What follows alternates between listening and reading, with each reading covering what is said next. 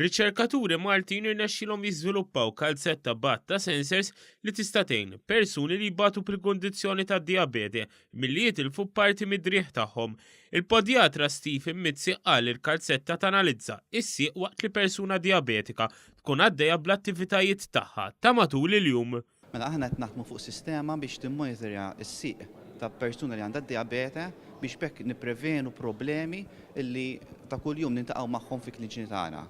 Hija sistema li tintlibes mill-pazjent u jekk hemm problema jew kien hemm ċans li toħloq problema f'saqajh b'mod teknoloġiku tinforma l-pazjent biex il-pazjent dak il-ħin ikun jista' jieqaf jiċċekkja saqajh u hekk jieħu pariru mbagħad mediku qabel ma l-problema attwalment tifforma. Dan il-proġett kien wieħed minn 5 li ġew ippremjati din is-sena fid-9 edizzjoni tal-Premju Proprjetà Intellettwali imtella mid-Dipartiment tal-Kummerċ.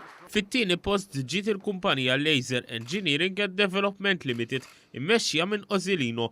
Din l-invenzjoni żviluppat printer ġdid li juża t-teknoloġija ġdida ta' laser.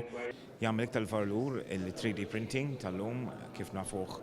Il-3D printing huwa ħaġa li qiegħda magħna llum għall-użu ta' ħafna differenzi affarijiet minn industrial sanki ta' household, ġifieri affarijiet li jista' jibbenefiċi kulħadd minnu di. Il-Ministru għall-Ekonomija Chris Cardona qal li l-kreattività u l-innovazzjoni tal-imprendituri Maltin għandhom jiġu premjati. Qal li dawn il-premji jgħinu biex jinċentivaw aktar investiment fil-kreattività u l-innovazzjoni fuq smoħra tal-ekonomija.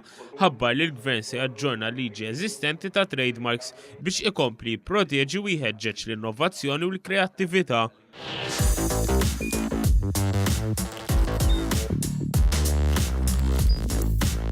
Idħol fuq one.com.mt u hemmhekk tista' tara l-programmi kollha li jxandru fuq One permezz ta' One Play.